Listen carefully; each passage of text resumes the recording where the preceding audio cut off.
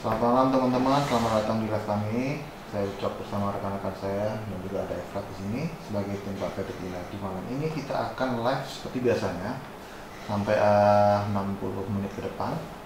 Bersama Pak Fredrik Yunadi, kita akan bertukar pengalaman hukum. Dan untuk tema pada malam hari ini adalah apakah surat Egendum dapat disertifikatkan gitu ya, bisa dikonversikan menjadi sertifikat hak milik gitu. Ya, untuk teman-teman yang memiliki pertanyaan dapat mengetikkan pertanyaannya di kolom komentar atau join live bersama kami sebagai guest star di sini. Baik Om, silakan disambut teman-teman di sini. Selamat malam teman-teman semuanya, jumpa lagi dengan saya Fredrik Yunadi.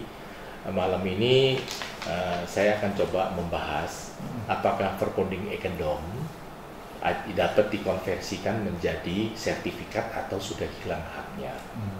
Nah, untuk ini selain ada pertanyaan-pertanyaan yang sudah masuk melalui DM, ya, saya akan coba menjawab bila ada yang kesulitan atau keraguan-keraguan ingin bertanya sekitar masalah soal hak sertifikat. Terima kasih. Oke, kita jawab dulu pertanyaan dari DM TikTok dulu ya, Mas. Ya, silakan. Ya, pertanyaannya sehat, terima kasih. Ada yang tanya. Garis malam. Iya. Bagaimana pendapat Bapak soal pengacara yang membela penjahat?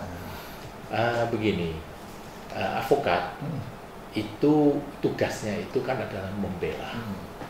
Meskipun dia itu pembunuh, penipu, atau dia itu maksudnya koruptor, tetap dia punya hak dibela di depan hukum.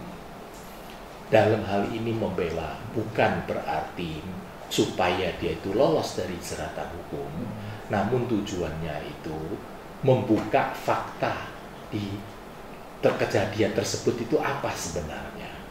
Kemudian tentu dengan upaya maksimal bisa mendapatkan atau dijatuhin hukuman seringan-ringannya. Sehingga advokat itu bukan malaikat. Dia bukan departemen sosial. Jadi dia itu punya kewajiban membela siapapun. Memang banyak rekan-rekan dari saya selaku advokat punya moto, saya tidak mau menangani kasus korupsi, saya tidak mau menangani kasus pembunuhan, saya tidak mau menangani kasus KDRT. Itu daripada hak setiap advokat, kan gitu. Namun pada intinya advokat tidak ada batasnya, dia wajib membela siapapun yang membutuh bantuan hukum. Ya. Jadi siapapun yang di dalam pengadilan maupun dia tersangka maupun dia adalah korban punya hak ya Om ya? Iya betul. Punya hak untuk dibela. Dan memang undang-undang sudah mewajibkan dia dibela. Iya. Kan di atas tuntutan 5 tahun kan wajib didampingi oleh Oke, itu selanjutnya ada pertanyaan di kolom komentar. Ya.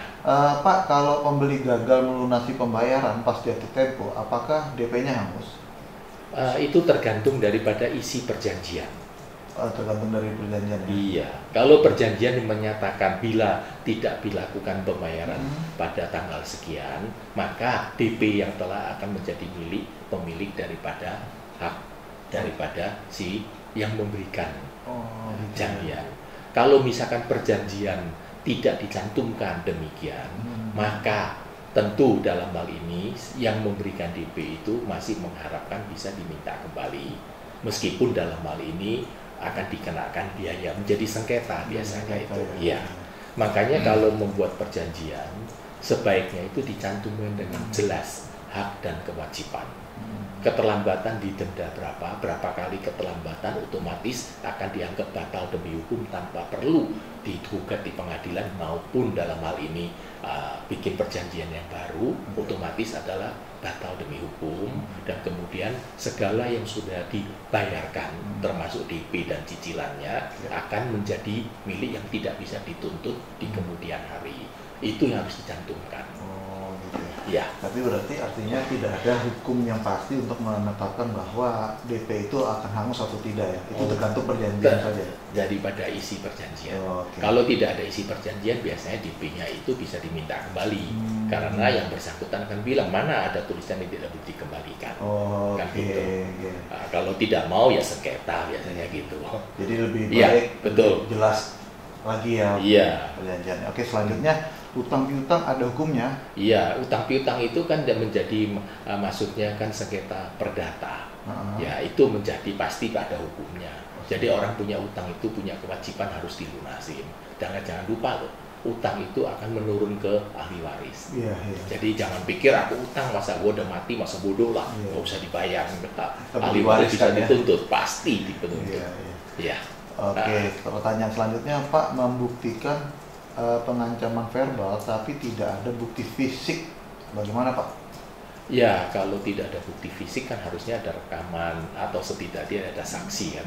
Kalau tidak ada saksi, tidak ada siapapun, ya sulit diproses kan. Karena kan kita berdasarkan KUHP itu kan pasal 184 kan ada 5 alat bukti kan gitu kan. Jadi harus salah satu ada. Kalau sama sekali nggak ada ya nggak bisa diproses ya. Sulit juga ya untuk membuktikannya ya. Iya. Waduh. Jadi kalaupun terjadi sesuatu alangkah baiknya ya minimal ada rekaman ya. Iya. Kan sekarang rekaman memang dalam hal ini apalagi kalau diperiksa oleh penyidik itu kan biasanya tidak diizinkan bawa HP pun nggak boleh. Tapi kan sekarang alat-alat canggih kan dengan kancing, dengan apapun, dengan pulpen, dengan apapun bisa. Itu kan bisa di kamuflase. Ya karena untuk keamanan. Tapi yang menurut saya terbaik itu adalah didampingi advokat. Itu yang paling betul. Iya. Oke, pertanyaan selanjutnya. Ya. Terkait dengan tenaga kerja outsourcing yang gaji turun dan PKWT tidak tercantum nominal gaji, bagaimana nih Pak? Bagaimana? Sorry, maaf. Jadi terkait dengan tenaga kerja outsourcing yang gajinya turun dan PKWT itu perpanjangan kontrak gitu maksudnya tidak tercantum nominal gaji. Nah ini gimana nih Pak? Ya, perjanjian itu adalah kesepakatan kedua belah pihak Pak. Apapun yang dilakukan, kalau Anda sudah telanjur menyetujui dan menandatangani, itu merupakan undang-undang yang berlaku bagi kedua belah pihak. Jadi nggak bisa berbuat apa-apa. Kalau tidak dicantumkan, ya jangan ditandatangani, kan gitu kan? Ajukan keberatan.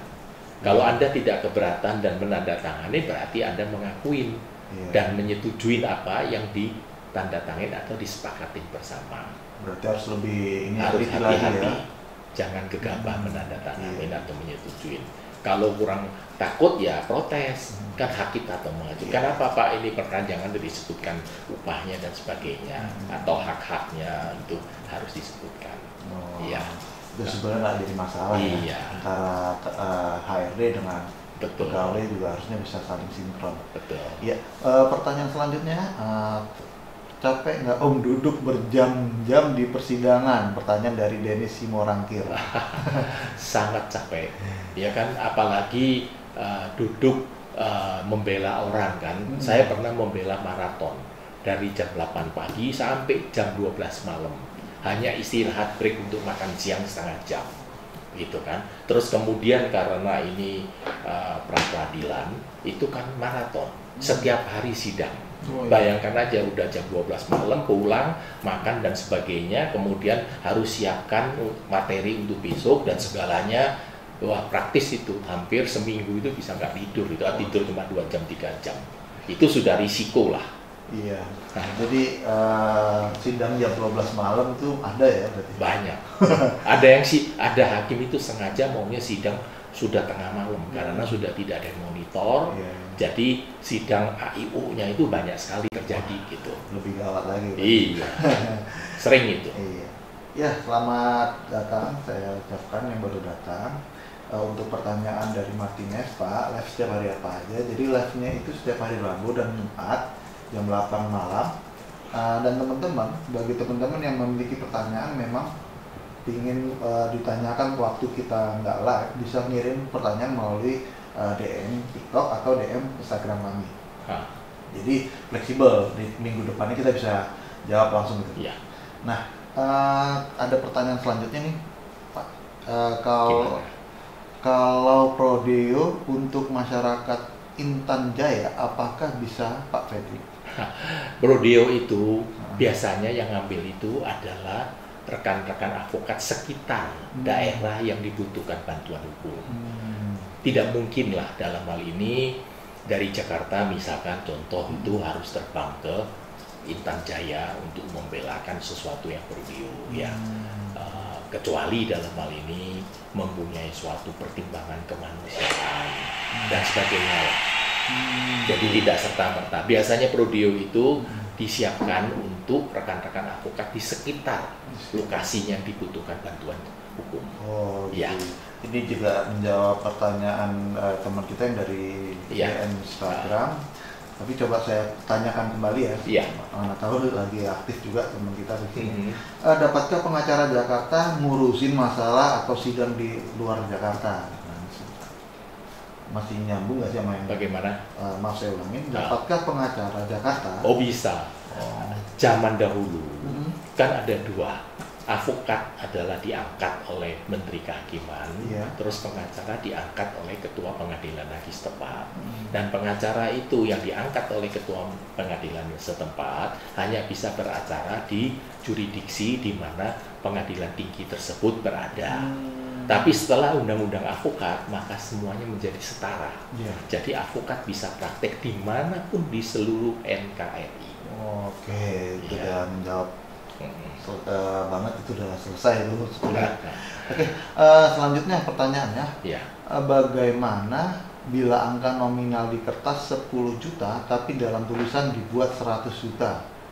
Nah, kalau sekarang dalam perjanjian di angkanya nominal 10 juta di 100 juta, ya kenapa Anda harus tanda tanganin? Anda jangan tanda tanganin. Kalau Anda menandatanganin berarti secara hukum, karena suatu perjanjian ini disepakatin kedua belah pihak, itu merupakan undang-undang yang berlaku untuk kedua belah pihak. Jadi Anda menandatanganin artinya Anda menyetujuin, ya sulit. Ya Anda ya berarti Anda punya utang misalkan ya 100 juta. Ya yang terbaik itu sebelum Anda merasa tidak sesuai dengan pada fakta, Anda jangan tanda tangan, kalau perlu dibatalkan. Gitu. Karena risiko hukum, Anda sudah tanda tanganin ya Anda harus mematuhi. Karena digugat pun Anda pasti kalah. Gitu ya. Iya. Walaupun bentuk nominal angkanya adalah 10 juta. Iya, 10 juta ditulis 100 kan Anda sudah percaya, sudah tahu itu 100 kok situ mau teken. Berarti memang harus lebih tinggi. Iya, harus hati-hati lah, waspada. Oke, pertanyaan selanjutnya. Saya bukan lulusan hukum, tapi saya ingin belajar hanya sekedar untuk mengerti saja. Baiknya lewat buku atau apa? Wah, baiknya lewat les kita. Untuk belajar hukum, sebaiknya itu ambillah sekarang misalkan kuliah tambahan. Kan ada kuliah malam hari hukum, kan? Kalau misalkan hanya sekedar untuk lebih hafal dengan hukum, tentu dalam hal ini bisalah misalkan membaca buku live, kan, kemudian bertanya, ya kan? Karena di mana aplikasi yang segera akan kita luncurkan adalah Hello, itu ada program namanya bedah kasus. Bedah kasus, ya. Ada event-event bedah kasus itu yang bisa dimanfaatkan oleh masyarakat, yang kira-kira kita akan tanya jawab dengan kami menghadirkan atau mengundang pakar-pakar narasumber sebagaimana tema yang akan dibicarakan. Tuh teman-teman, segera ya untuk mencatat di tanggalan kalian. Dalam waktu dekat ini ya Om, nanti kita publish juga ya. Iya, kita akan bikin announcement langsung ya. Gitu ya. Selanjutnya kalau memalsukan tanda tangan gimana Pak? Ya pasti masuk lah. Jangan dilaporkan itu 242 kan? Bukan itu ya? Iya, itu pemalsuan. Pemalsuan. Iya. Tapi jangan lupa pemalsuan harus bisa dibuktikan apa yang dipalsukan. Jadi gitu. Misalkan contoh ada A gitu kan memalsukan tanda tangan, diceknya yang dari kantor, stempelnya benar tapi tanda tangannya beda. Tanda tangan kan bisa masuk puslapor, kan gitu kan. Kemudian otomatis bank pada umumnya itu kan nominalnya sudah sekian juta, itu biasanya akan telepon konfirmasi. Apa betul Pak, Bapak buka cek nominalnya 100 juta atau 1 miliar kan gitu kan. Ditanya apa betul gitu kan. Anda kalau jawab betul ya cek itu akan dijalankan. Ya, tapi ternyata misalkan non identik itu ya laporkan aja, itu 242 itu KUHP itu pemalsuan. Pemalsuan. Iya. Oke, pertanyaan selanjutnya, gaji yang belum dikeluarkan oleh perusahaan, apakah bisa digugat kembali? Ya, gaji yang belum dikeluarkan oleh perusahaan, apakah bisa digugat kembali? Mungkin gaji yang ditahan mungkin. Maksudnya gaji yang belum diberikan? Iya. Belum dibayarkan atau bagaimana? Ya bisa ditagih dong. Harusnya bisa ditagih ya? Iya dong, kalau kan setiap bulan kita kan punya slip gaji dari perusahaan kan gitu kan. Iya. Misalkan slip buat gaji Januari, Februari, Maret sampai Desember. Tahu-tahu ternyata Juli, Agustus nggak dibayar kan gitu kan. Iya. Ya buktikan dan tagih langsung pada perusahaan. Jangan khawatir, kalau perlu ya minta bantuan dari advokat, kita melakukan somasi kepada perusahaan kenapa gajinya nggak dibayar begitu. Iya. Ya. Oke, teman-teman saya ingatkan kembali teman-teman bahwa apapun pertanyaan teman-teman yang sudah tertulis di kolom komentar, kami mengantrikan pertanyaan kalian dan mohon bersabar menunggu untuk setiap pertanyaan kami akan menjawab satu persatu sesuai dengan antriannya. Gitu ya Pak. Iya. Yang atas ada yang lewat ya kelihatannya ya. Sebentar ya. Sudah sih Om. Ini nomor 8. 8 sudah. Oh iya. Iya. Kalau memasukkan gaji luar, nah sekarang yang ini. Iya. Saya 11 ya. S2 hukum dan juga sudah jadi advokat, tapi saya bingung untuk berkarir. Triknya gimana Pak? Begini, banyak sekali rekan advokat yang mungkin berapa tahun nggak dapat kasus. Ya, memang dalam hal ini masyarakat kita itu masih terpaku oleh kenalin dong, kenalan kamu advokat, kenalin dong, atau mencari siapa advokat yang lagi kondang, kan gitu. Sehingga tidak berarti advokat yang seperti yang bertanya itu bahwa dia tidak mampu atau tidak kurang mampu, tapi kan dia tidak kenal. Ya, coba aja rajin ya kan bergabung kepada kantor advokat yang sudah senior, ikut magang di sana, lama-lama kan bisa kenal banyak masyarakat. Atau dalam hal ini ya coba aja datengin ke pengadilan, datengin ke Polres, Polda kan gitu kan, di bagian serse gitu kan, nanti kan pasti banyak orang kebingungan. Terus minta sama sana kan, Pak saya bisa nggak Pak, jadi saya ditunjuk menjadi bantuan hukum dengan tarif sekian gitu kan, pos bakum lah gitu kan. Iya kira-kira begitulah. Ya bagaimana ya sulit ya, tidak bisa diceritakan, memang kondisinya demikian. Dari 100.000 lebih advokat di sini yang dapat kerjaan itu maksudnya rutin itu nggak sampai 10%. Iya, 90% boleh dikatakan itu setahun dapat satu aja udah bersyukur. Gitu. Iya. Oke, pertanyaan selanjutnya nih. Ya. Hak waris saya tidak diberikan oleh ibu terima saya. Ibu terima nih maksudnya gimana? Ini mungkin salah tulis ini.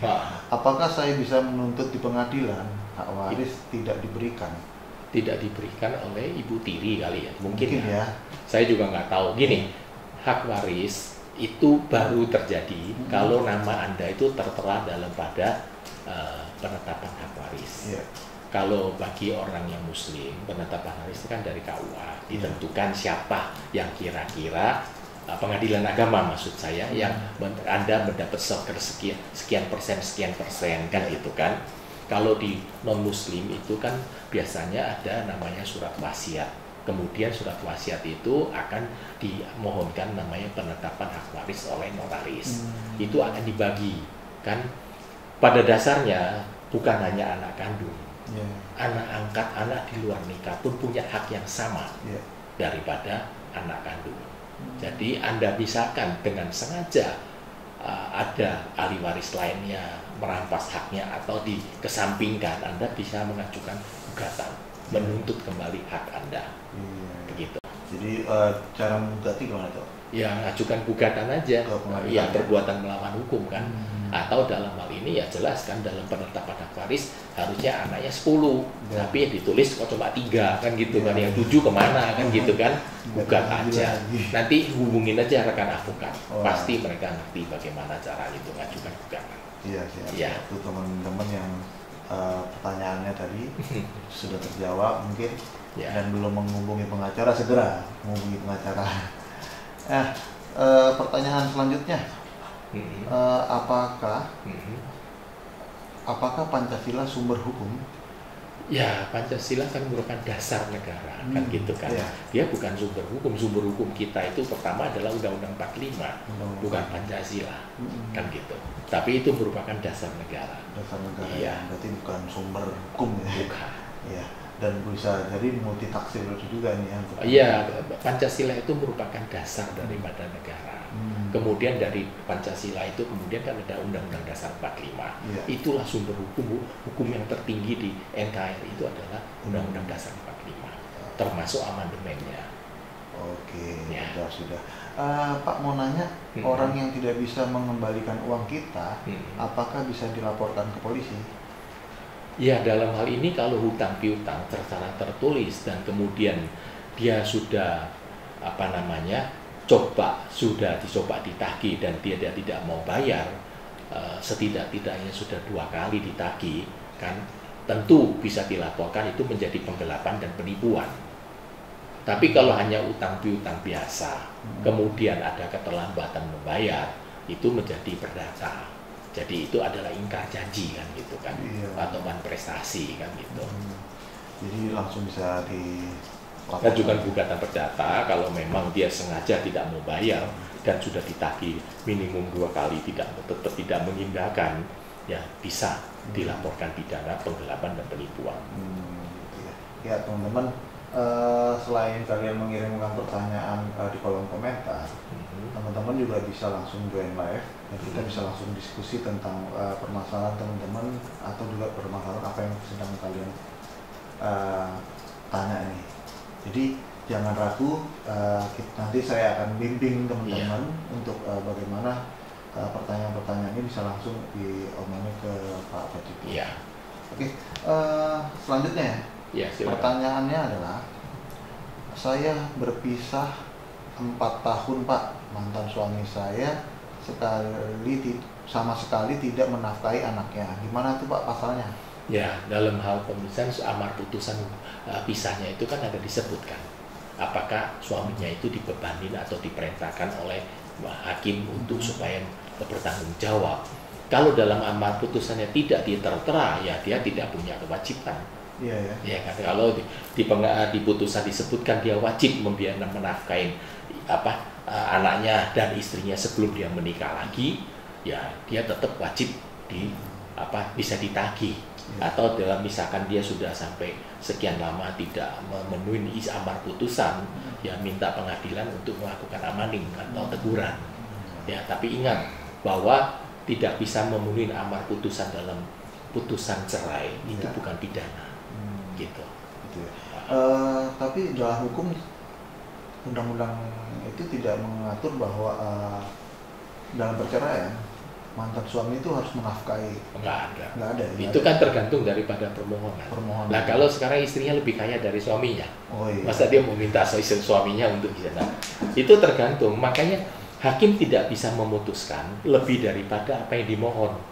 Jadi waktu mengajukan permohonan jangan lupa beritahukan pada Anda sendiri atau misalkan Anda yang nulis permohonan cerainya atau advokat kasih tahu, Pak, saya nuntut ini, saya nuntut saya juga dinafkahin sampai saya kawin lagi kan gitu kan. Kayak kira-kira begitulah. Kalau tidak ada amar putusannya ya nggak bisa. Nggak bisa ya. Iya. Oke, selanjutnya pertanyaannya, apa bedanya retribusi sama pajak dalam pandangan hukum, Pak? Ya, kalau retribusi itu kan biasanya berdasarkan perda ya, punya pemerintah daerah. Kalau pajak itu kan daripada Departemen Keuangan, Dirjen Pajak. Ya itu sama, dua-duanya itu adalah mempunyai sanksi hukum. Ya, jadi ya dalam hukumnya sama kan. Jadi pemerintah menagih pada rakyatnya untuk memenuhi kewajiban-kewajiban sebagaimana undang-undang yang memperbolehkan. Apa yang bisa dipajakin, apa yang bisa diretribusikan, itu kan sudah tertera dalam pada perda maupun dalam undang-undang. Jadi itu perbedaannya ya. Ya. Bagaimana retribusi diatur oleh perda, ya. Dan pajak itu diatur oleh negara. Iya, oleh undang-undang pajak dan ada semua, kan ada pajak BPN, pajak PPh dan sebagainya. Iya. Oke, selanjutnya kita lanjut ke pertanyaannya. Oknum notaris melakukan penipuan dan pemalsuan dokumen. Ya. Apa hukumnya, Pak? Ya, tentu lapor pada polisi. Kalau sudah sampai melakukan penipuan dan pemalsuan dokumen, itu mutlak itu pidana. Itu kan bisa, misalkan ya kan, dia memalsukan dokumen, bisa jerat sama pasal 263, menggunakan dokumen seolah-olah benar. Karena dia membuat dokumen itu palsu, kan tidak sesuai dengan fakta. Terus kemudian dia bisa dijerat, ya tentu kan, penipuan penggelapan 372, 378. Iya, pasti bisa itu. Laporkan. Memang biasanya notaris itu akan dilindungi oleh ini, Ikatan Notaris Indonesia. Biasanya penyidik itu harus memberitahukan pada ini bahwa ada anggota ini yang mau diperiksa, kan gitu kan, atas laporan ini. Gitu. Jadi sering ini itu membela anggotanya dan keberatan dan sebagainya, itu sering terjadi karena ini jauh lebih kuat daripada organisasi advokat. Dia sangat solid gitu. Membela anak buahnya mati-matian. Tapi tetap banyak notaris yang masuk penjara, banyak banget juga sih, bukan nggak ada, banyak. Tergantung daripada kasusnya mungkin ya. Iya, tergantung pada kegigihannya daripada penyidik maupun daripada pelapor kan. Kalau pelapornya putus asa dan penyidiknya asal-asalan juga, ya tetap akan jadi berhenti di jalan kan gitu. Iya, oke. Pertanyaan selanjutnya adalah tanggapan tentang Edi Tansil, Pak. Edi Tansil ini apa nih? Edi Tansil kan sudah almarhum. Iya. Bagaimana mau tanggapin ya? Ya dia bisa lari gitu kan ya, berarti ada kong kali kong ya antara waktu itu kan petugas lapas ya. Toh bisa diam-diam pada dia izin pada keluar berobat atau bagaimana ceritanya saya juga tidak begitu tahu kan. Tahu-tahu dia sudah katanya lari ke Cina gitu kan. Ya kira-kira begitulah. Tapi itu kan hanya karena oknum ya. Ini ya teman-teman, sekali lagi bagi teman-teman yang mengirimkan pertanyaan, stay tune sampai pertanyaan yang kami susun, yang kami antrikan, kami bacakan agar tidak terlewatkan. Seperti kayak Ibu Margaret, ini pertanyaannya sudah kami tulis, tinggal ditunggu jawaban dari kami. Selanjutnya pertanyaannya adalah apakah kuasa hukum sisi korban dapat bekerja sama dengan JPU untuk menuntut terdakwa? Secara hukum tidak boleh, kan gitu kan. Baik korban maupun dalam hal ini terdakwa, itu kan sebetulnya kuasa hukumnya kan dilarang bertemu dengan pada baik jaksa maupun majelis hakimnya. Itu kan teori. Tapi kalau di belakangnya mereka diam-diam ada suatu pertemuan atau kesepakatan yang dilahirkan, itu di luar hukum kan.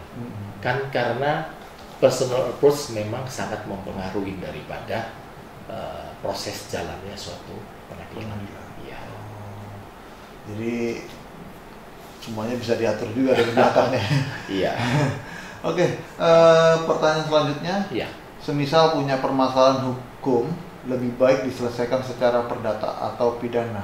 Ya itu kan terlihat berapa perkaranya, itu perkara perdata atau pidana. Kalau perdata ya selesaikan perdata, kalau pidana selain pidana. Tapi kalau menyangkut tata usaha negara ya melalui tun kan gitu kan. Ya itu macam-macam. Saya kan tidak tahu permasalahannya apa. Itu udah beda alamat. Lihat daripada apa permasalahannya. Selanjutnya pertanyaannya, misal ayah saya menjual tembakau ke pembeli sekian ton, barang sudah dikirim tapi susah ditagih bayar, pembeli mengelak tetapi mengakui tapi susah membayar. solusinya gimana Pak? Itu penggelapan dan penipuan, lapor polisi. Lapor polisi Langsung ditangani. Iya, pasti ditangani sama Pak polisi. Itu sudah banyak loh itu, setengah ton itu ya. Itu kan uangnya besar. Iya, udah jelas itu udah jadi rokok banyak banget itu. Aduh, kalau buat kita nih, Tukang rokok. tukang rokok nih, pinggirnya Pak Febri. 2 tahun nggak bisa di sini Pak. Oke, pertanyaan selanjutnya, Pak, saya mau berhenti jadi pegawai swasta, mau jadi avokat. Apakah peluang kerjanya masih besar ya? Avokat itu kan terbuka setiap tahun kan.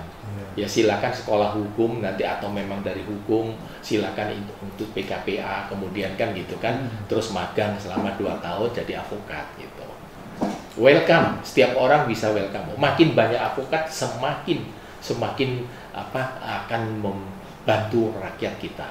Karena perbandingan avokat kita dengan jumlah penduduk Indonesia tumpang tindihnya terlalu jauh perbedaannya. Karena avokat sekarang yang ada gitu yang resmi itu ya mungkin hanya 100 ribuan atau mungkin lebih sedikit lah. Tapi coba penduduk kita udah 260 juta. Kan sangat jauh sekali. Idealnya itu minimum kan setiap 100 ribu penduduk itu adalah 1 avokat dan itu harus rata di seluruh NKRI. Oh itu ya. Ya. Jadi ya mungkin masih banyak kesempatan lagi dan peluangnya untuk jadi avokat terbuka. Oke. Sudah bergabung nih dengan kami Anang Syafudin dengan Andreas. Silakan salah satu dari teman. Silakan ada pertanyaannya Pak Anang. Ada pertanyaan? Iya, halo. Halo Pak Anang. Matiin aja. Halo Pak. Ya, halo. Halo. Saya mau nanya dong. Iya, silakan Pak. Apa benar kalau polisi itu yang bukan penyidik atau apa ya reserse itu nggak boleh menggeledah orang sembarangan gitu? Ya, dalam hal ini kalau misalkan sabarah kan dia dapat perintah. Polisi apapun ya, kalau tidak dibekali dengan surat perintah penggeledahan dan izin penggeledahan dari pengadilan setempat, maka meskipun serse pun tidak punya wewenang melakukan penggeledahan. Jadi waktu penggeledahan dia harus menunjukkan surat tugas, surat perintah penggeledahan, surat izin penetapan penggeledahan dari pengadilan negeri setempat dan wajib didampingi oleh kepala lingkungan, dalam hal ini mungkin RT, RW, lurah. Wajib itu. Nggak bisa sekonyong-konyong datang tanpa didampingin oleh kepala lingkungan. Kalau memang ada, lapor pada Propam, pada Provos, atau pada kantor polisi setempat. Kalau misalkan kesulitan, pas lapor aja Pak Polsek bahwa saya ada orang datang ngaku-ngaku dari polisi, Pak, rumah saya sedang diobrak-abrik. Karena polisi yang benar itu tidak mungkin akan melakukan tindakan di luar hukum atau SOP daripada perkap polisi. Begitu Pak. Gimana Pak? Ya. Sudah terjawab ya? Ya, terima kasih. Terima kasih. Terima kasih. Selamat datang. Yang lainnya teman-teman juga bisa bergabung live seperti Pak Anang ya. Saya lanjutkan nih pertanyaannya ke pertanyaan yang sudah dikitansikan. Pak, bisa kasus tersebut pakai pengacara untuk dikasuskan dan bagaimana peluang kebenarannya? Diulangin bagaimana pertanyaan? Apa bisa kasus tersebut pakai pengacara? Kasus mana maksudnya? Ini mungkin pertanyaan keduanya yang mungkin ya Pak. Yang pertama tanya apa ya? Tadi pertanyaan yang soal apa tuh? Oh, ini pertanyaan baru. Oh, pertanyaan baru. Nah ini kita nggak tahu nih kasus apa ini. Mungkin kita lewatin dulu sampai teman-teman. Silakan diulangin apa pertanyaan lebih jelas gitu aja. Iya, oke. Ya. Selanjutnya, kalau kena tilang uji emisi tanpa sosialisasi uji emisi, apakah boleh protes? Karena polusi ini kan sudah menjadi biang kerok ya, banyak korbannya ya, sehingga pemerintah memerintahkan untuk melakukan tilang. Ya. Memang tidak ada suatu operasi itu terlebih dahulu harus ada sosialisasi. Iya. Jadi itu tidak mutlak. Oh. Kalau dalam hal ini polisi, dalam hal ini melakukan atau dishub melakukan sosialisasi, syukur kan gitu kan. Tapi tidak punya kewajiban mereka melakukan sosialisasi. Ya. Ya. Oke. Ditahan dulu Pak Satria. Melanjutkan pertanyaannya Pak Martis sebentar. Ya. Ini mengenai pertanyaan yang jual apa tadi? Tembakau tadi. Oke. Nah, jadi bisa nggak pakai pengacara dan peluangnya sebesar apa? Gitu? Iya, tentu bisa kan.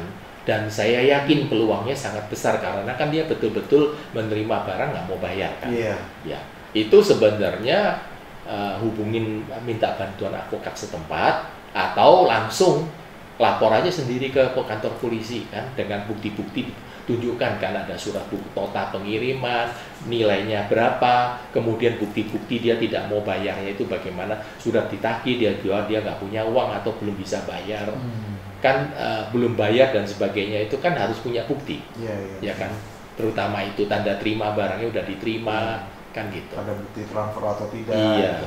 Oke, Pak Satria boleh mengaktifkan mic-nya mungkin, silakan.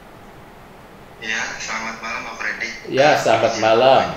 Ya, bagaimana Pak? Ini ada suatu kasus saudara saya. Ya. Selama ini saudara saya tuh melakukan jual beli over kredit di bawah tangan ya. Ya. Tanpa surat-surat. Jadi si almarhum itu melakukan perjanjian jual beli rumah. Ya. Kemudian dijuallah kepada pihak kedua dengan ada perjanjian di kertas tersebut tanpa menyebutkan ada kaitan sama istrinya. Kemudian si pihak kedua itu melakukan penjualan lagi ke pihak ketiga tanpa sertifikat. Lalu si almarhum tersebut pada saat waktu masih meninggal melakukan peminjaman di suatu koperasi dengan menggunakan sertifikat tersebut dengan melibatkan izin istri. Dari awal si istri itu tidak mengetahui kalau rumah tersebut sudah terjual, namun ketika melakukan peminjaman uang ke koperasi, si istri baru mengetahui tersebut, Pak. Oh gitu.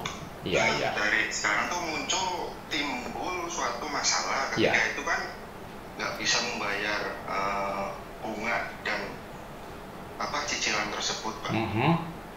Itu seperti apa, Pak? Jadi kalau satu benda tentu kan penjualannya itu kan wajib mendapatkan izin daripada pasangan hidupnya. Dalam hal ini baik istri maupun suami atas nama siapa salah satu. Kecuali ada namanya akte pemisahan harta sehingga tidak dibutuhkan izin. Bagi yang membeli, kalau dia lalai meminta izin istrinya, tentu ada suatu risiko hukum bahwa perjanjian itu kan atau jual beli itu cacat. Apalagi jual beli kan di bawah tangan. Tentu itu risiko hukum, tapi tidak berarti serta-merta hilang. Jadi yang bersangkutan itu masih bisa menuntut haknya dengan melaporkan dia ditipu, karena kan sudah tahu sebagaimana ceritanya Bapak kan dia sudah dijual berapa tangan kan, terakhir malah digadikkan kan ke koperasi kan gitu. Laporkan aja semua para pihaknya itu dilaporkan, pihak 1, pihak 2, pihak 3 kan, nanti biar polisi yang membedah kasus tersebut kemudian mencari siapa yang harus bertanggung jawab. Tapi ini udah mutlak menjadi penipuan dan penggelapan. Iya, ibaratnya ini kan yang tersangkanya tuh si yang pihak pertamanya sudah meninggal, Pak. Iya. Melakukan perjanjian tersebut. Iya, kalau dia meninggal dalam hal ini kan ahli warisnya harus bertanggung jawab, Pak. Kalau hutang piutang itu memang kalau tindakan penipuannya itu memang udah hilang karena kan yang bersangkutan sudah meninggal kan otomatis gugur kan. Di klausul perjanjiannya si istri nggak tahu adanya jual beli rumah itu, Pak. Ya, dituntut secara perdata aja, Pak. Tapi kalau dia sampai jual 2-3 kali, korban pembeli keduanya itu dirangkul aja, Pak. Kan koperasinya dalam hal ini kan dia juga tidak tahu kan ini sebetulnya sebelum dimasukkan koperasi, dia udah jual 2 kali kan. Dijual sama si A sama si B kan, kira-kira gitu kan. Nah, setelah muncul adanya permasalahan ini tahu nggak bisa mengangsur, ya. baru si pihak terakhir yang si rumah itu akhirnya karena rumah tersebut mau disita, akhirnya kan istilahnya berontak seperti itu, Pak. Iya, jadi tetap bisa dilaporkan, Pak.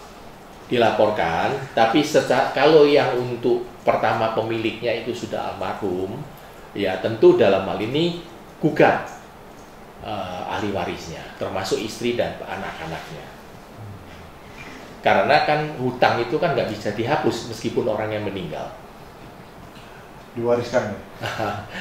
Hutang itu akan melekat. Ya. Ya, begitu Pak, kira-kira Pak ya. Semoga bisa bantu. Ya, terima kasih.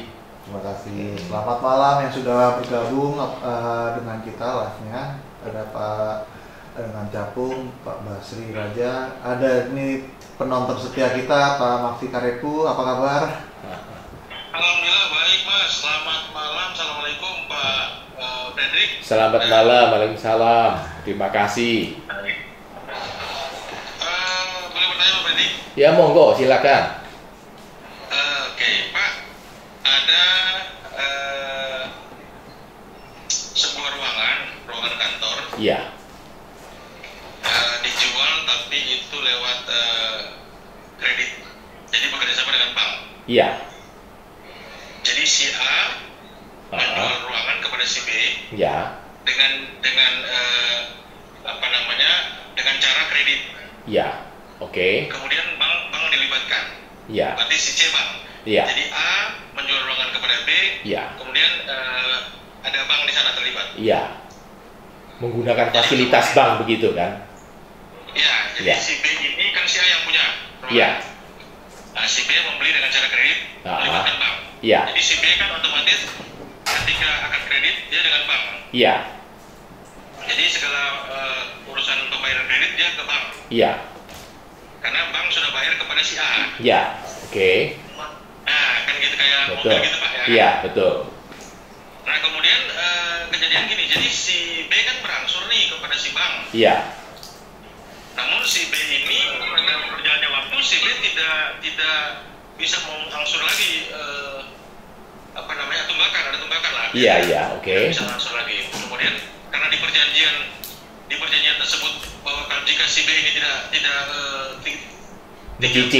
tidak menyicil yang mengangsur, maka si bank akan mengeluarkan surat somasi atau SP. Iya. Sebanyak 3 kali. Iya. Nah, itu kan antara B dengan bank nih. Iya. Iya, iya. Kemudian si bank ini dengan si A Iya. juga ada perjanjian sebagai penjamin bahwa si A ini sebagai penjamin untuk apabila itu nggak lunas, si A juga ikut bertanggung jawab untuk buyback. Iya. Apabila si B ini tidak bisa melunaskan melunasi hutangnya atau kredit tersebut, ya. Nah, pertanyaan saya Pak Fredrik, sebenarnya kan si B dengan si bank kan yang berkredit nih. Iya. Apakah si A ini cukup kuat untuk dia bisa menekan si B ini bahwa dia kan sebagai penanggung jawab pembayaran kredit tadi kepada si bank? Jadi gini, kan terlebih dahulu harus dilihat Pak, apakah si A, si B sama bank itu ada menandatangani suatu kesepakatan. Misalkan si B tahu nggak si A ini sebagai penjamin. Ya, waktu si B minjam dari bank C, apakah bank C-nya itu beritahu nggak ini ada penjamin dalam transaksi ini adalah si A sebagai penjamin. Kalau sudah ada suatu ikatan begitu, otomatis kan si A ini kan wajib bertanggung jawab kan. Tapi kalau misalkan hanya lisan, ya si A bisa cuci tangan kan. Ya silakan aja si B proses sebagaimana ya, yang prosesnya perbankan kan. Kalau kredit macet ya kemudian ya dilelang kan, disita dilelang kan. Iya, iya. Berarti gini Pak. Ya. Jadi kalau si A, si B dengan si bank itu kan perjanjian kredit. Iya. KPA atau KPR kan gitu kan. Iya. PPJB, perjanjian jual beli, karena belum bisa AJB karena kan masih kredit. Iya. Artinya gini, si A ada tanggung jawab untuk ada perjanjian si A dengan si bank juga sebagai penjamin saja. Sebagai penjamin. Ada perjanjiannya. Dalam PPJB-nya disebut begitu. PPJB antara A dengan si B. Iya. Ada disebut bahwa dia sebagai penjamin nggak? Ada si A sebagai penjamin bahwa si A harus artinya si A harus bertanggung jawab kepada si B bahwa B harus melunasi kredit tersebut. Oke. Jika tidak, si A harus bertanggung jawab kepada bank juga. Oke. Berarti ya kalau ada itu ya si B bisa nuntut si A untuk bertanggung jawab kan? Kalau si B dalam hal ini dia tidak mampu kan? Si A ya harus tanggung jawab kan? Karena kan dia udah telanjur sebagai guarantor kan, penjamin kan? Penjamin kan bisa ditagih sama B, bank. Bank dalam hal ini kan seharusnya dia nagih ke A kan? Bank nagihnya ke ini Pak, ke B. Iya, tapi kalau si B dalam hal ini kan bisa ditunjukkan itu minta supaya si A juga ditagih kan? Kan berarti kan utang ini kan harus dipikul bersama. Kalau masih dalam ada confuse atau masih tidak ada kesepakatan antara ketiga belah pihak ini, ajukan gugatan aja pengadilan untuk pengadilan menentukan siapa yang bertanggung jawab. Kalau menurut saya karena sudah ada perjanjian yang sangat jelas mengatakan si A ikut bertanggung jawab bila si B ini terjadi suatu kemacetan, ya otomatis si C tidak bisa serta-merta hanya minta tanggung jawab B kan. Dia harus minta bertanggung jawab pada A. Karena kan otomatis A sebagai yang punya developer yang pertama kan dia punya lebih mampu dia membayar daripada si B kan. Oke, baik. Iya. Walaupun si B yang harus bertanggung jawab penuh untuk bayar kredit. Iya. Tapi tetap kan kalau si B dianggap tidak mampu ya si banknya C akan tagih ke bank kan, tagih ke mana si A. Otomatis kan begitu Pak. Ngajukan gugatan aja Pak. Ya. Oke. Terima kasih. Kembali. Waalaikumsalam warahmatullahi wabarakatuh. Ya. Yang sudah tergabung juga nih di sini ada Pak Anang lagi bergabung lagi dengan Pak Basri mungkin. Oke, saya lanjut dulu pertanyaan yang sudah kita antrikan dulu ya. Ya. Oke, pertanyaan selanjutnya. Gimana hukumnya kita beli tanah ternyata si penjualnya sudah menjual tanah tersebut dengan orang lain? Pada orang lain, ya. Oke. Ya jelas itu melakukan penipuan, Pak. Lapor polisi Pak itu. Udah jelas ya. Sudah mutlak itu penipuan. Asal ada buktinya. Iya, dia jual 2 kali kan atau yang pembeli keduanya kan akan dipanggil polisi. Betul nggak kamu ini? Iya Pak, saya udah beli Pak dari sini gini. Kamu tahu nggak ini dulu sudah dijual ke si A gitu. Kan gitu. Itu urusan polisi lah. Polisi kan jago dalam hal ini menggali begituan. Udah paham. Udah sangat paham. Oke, selanjutnya Pak, apakah kasus inkrah 4 tahun masih bisa banding atau kasasi? Ya nggak bisa. Dalam hal ini bisa PK kalau inkrah. Inkrah hanya satu-satu jalan upaya hukum itu adalah PK, peninjauan kembali. Tidak ada upaya hukum, nggak bisa kasasi, nggak bisa banding. Karena inkrah sudah punya kekuatan hukum tetap kan, yang bisa membatalkan atau dalam hal ini ngajukan gugatan verset perlawanan. Iya. Ya, semoga terjawab langsung ya kan. Selanjutnya, lanjut kasus tembakau. Apakah kasus tersebut benar dijalankan semestinya oleh aparat penegak? Yang tadi nih, iya. 1 ton. Kalau menurut saya, jangan a priori kita menilai Polri. Polri itu adalah punya kewajiban untuk mengayomi masyarakat.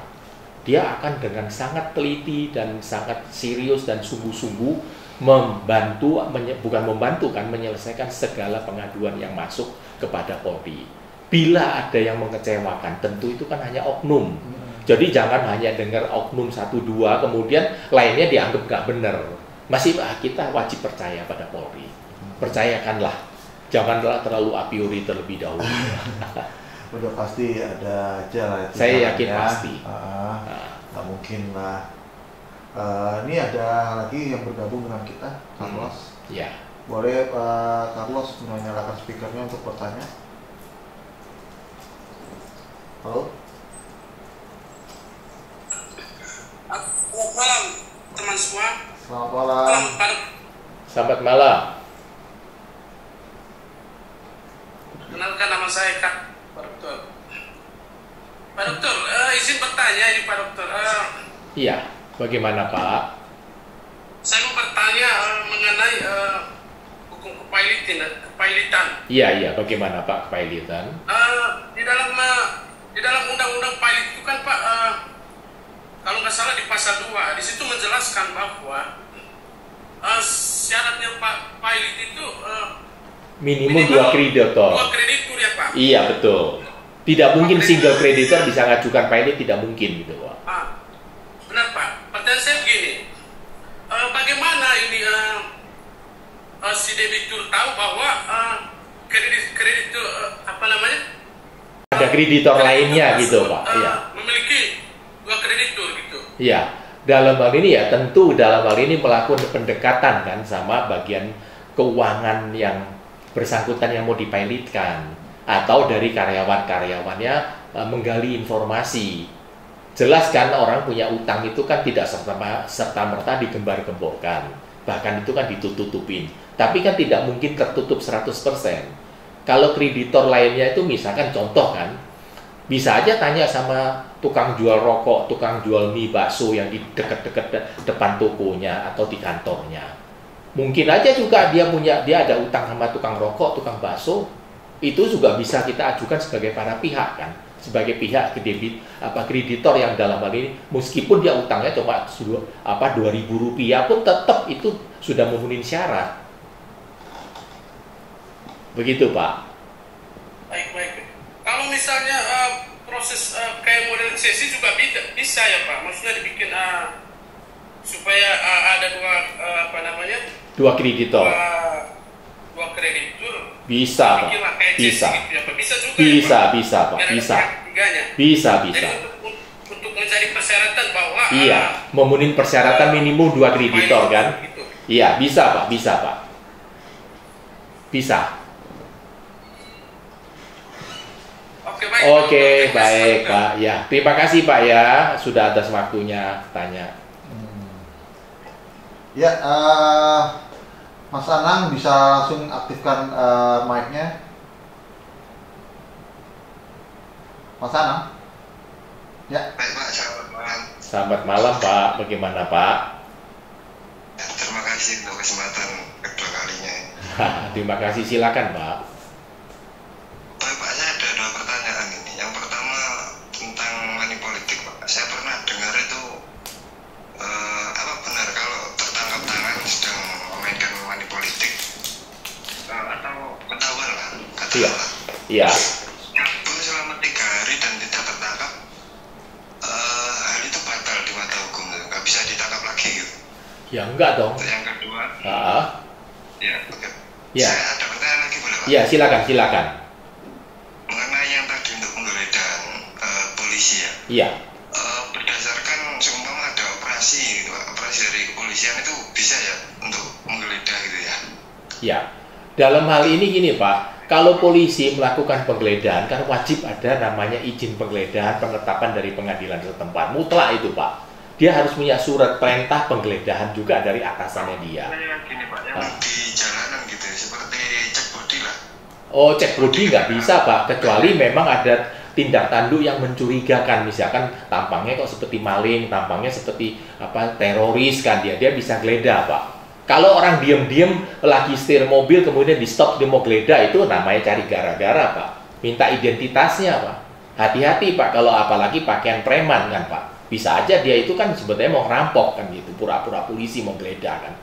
Atau nanti memang dia sudah beritikat nggak baik Pak, tadi waktu geledah mobilnya, dashboardnya, di bawah karpetnya itu disempulin satu plastik kecil, itu namanya narkoba, kena perkara langsung Pak, hukuman mati nanti jadinya itu Pak, bahaya itu Pak. Jangan mau Pak kalau digeledah begitu Pak. Harus berani ngelawan Pak. Bisa ya Pak? Bisa Pak. Bapak harus berani ngelawan Pak. Dan nggak perlu reserse Pak ya kalau di jalan? Enggak Pak. Dalam hal ini memang polisi dia bisa melakukan penggeledahan kalau misalkan dia punya surat tugas Pak. Karena sekarang jangan kata penggeledahan Pak. Kalau misalkan polisi lalu lintas mau lakukan sweeping Pak ya, mau lakukan mencegat mobil ganjil genap itu kan harus punya surat tugas Pak. Tidak serta-merta karena dia pakai baju lantas dia kemudian dia bisa stop segala mobil. Kan gitu Pak. Karena itu kan Kapolri udah jelaskan kan Pak. Tindakan setempat atau tindak di tempat itu kan hanya yang harus dibekali dengan surat tugas. Karena untuk mencegah Pak, dulu itu kan banyak istilahnya cari gara-gara kan Pak. Akhirnya kan masyarakat jadi korban. Gitu Pak ya. Oke. Intinya Pak. berani Pak, melawan Pak. Ya, Ya, langsung oke. harus tegas saja Pak ya. Silakan pada yang lain ya Pak ya. Mohon maaf gantian Pak ya. Terima kasih. Iya, Terima kasih. jangan lupa datang ke live kita di Rabu besok dan Jumat besok juga masih ada. Jadi kita mungkin akan hadir di Senin, Rabu dan Jumat ya Pak ya. Oke, selanjutnya pertanyaan yang sudah kita antrikan. Kalau kita punya 6 ibu, 1 bapak, apakah anak dapat warisan yang sama? Waduh. Gini, soal prosentase waris pembagian itu 100% adalah wewenang daripada hakim atau kesepakatan para ahli waris. Jadi jangan kata dari 6 ibu 1 bapak ya, anak di luar nikah pun ya tetap punya hak, asal dia itu betul-betul masih anak yang daripada yang almarhum ya. Jadi tetap punya hak ya. Iya. Walaupun ibunya Tapi tambah besar. 1 lagi. Bisa. Itu yang berapa nilainya itu adalah wewenang daripada hakim. Iya. Terima kasih. Tapi jangan lupa kan warisan itu akan timbul kalau orangnya udah mati. Iya, Jadi iya. orang masih hidup itu nggak ada ahli waris. Nggak ada. Jadi jangan orang bersangka, oh saya anak ini saya jadi ahli warisnya. Orang tuanya masih hidup kok ada ahli warisnya, nggak ada lah. Iya, baiklah. Oke, Pak Basri, silakan. Mau turun dulu nih. Selanjutnya, suami saya kawin lagi, membawa sertifikat rumah. Bagaimana menggugatnya, Pak? Suami saya nikah lagi, Aha. membawa sertifikat rumah. Bagaimana menggugatnya? Nah, ini rumah siapa? Ya, yang dibawa? kalau sekarang dia kawin lagi dikasih izin nggak? Pertama kan di sana kan. Tapi ini mungkin dari pertanyaannya, sudah Kak lari, terus dia nikah. Suaminya nih lari dari rumah, nikah tapi bawa Sertifikat. rumah. Berarti kan masih suami resmi dong. Masih suami. Kalau suami resmi kok bisa nikah lagi? Berarti kan dia memalsukan izin daripada istri. Dia laporkan pidana. Pidana ya. Iya. Dan misalnya kalau Dia bawa lari sertifikat kan dalam ini sertifikat itu diperoleh adalah milik suaminya sebelum nikah atau dia membeli rumah itu ada sertifikat setelah mereka nikah. Setelah Kan nikah. harus tahu dulu posisinya. Gitu ya. Oke. Oke, teman-teman yang masih ingin bertanya, disimpan pertanyaannya nanti di DM TikTok atau di DM Instagram, dan kita akan menjawab di hari Rabu jam 8 malam. Semoga teman-teman tepat waktu, dicatat di tanggalan. Jangan lupa juga dicatat di handphone biar ada alarmnya ya kan Pak. Karena waktu sudah Warning gitu ya. habis ini Pak. Udah jam 9 lewat 1 menit. Dan saya ucapkan kembali teman-teman, terima kasih sudah bergabung dengan live kita ya Pak. Iya. Terima Betul. kasih juga udah banyak pertanyaan yang luar biasa bagi teman-teman. Iya. Terima kasih Pak Bos dan Pak Freddy. Terima kasih semuanya ya. Selamat malam ya. Terima kasih, sampai jumpa lagi hari Rabu. Ya, terima kasih. Terima kasih.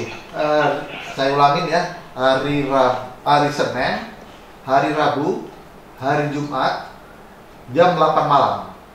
Nah, teman-teman jangan lupa selalu ingat kita live di hari Senin, hari Rabu, dan hari Jumat. Mungkin nanti bisa setiap hari kita live. Oke. Oke, terima kasih. Selamat malam semuanya teman-teman. Waalaikumsalam warahmatullahi wabarakatuh. Sampai jumpa kembali.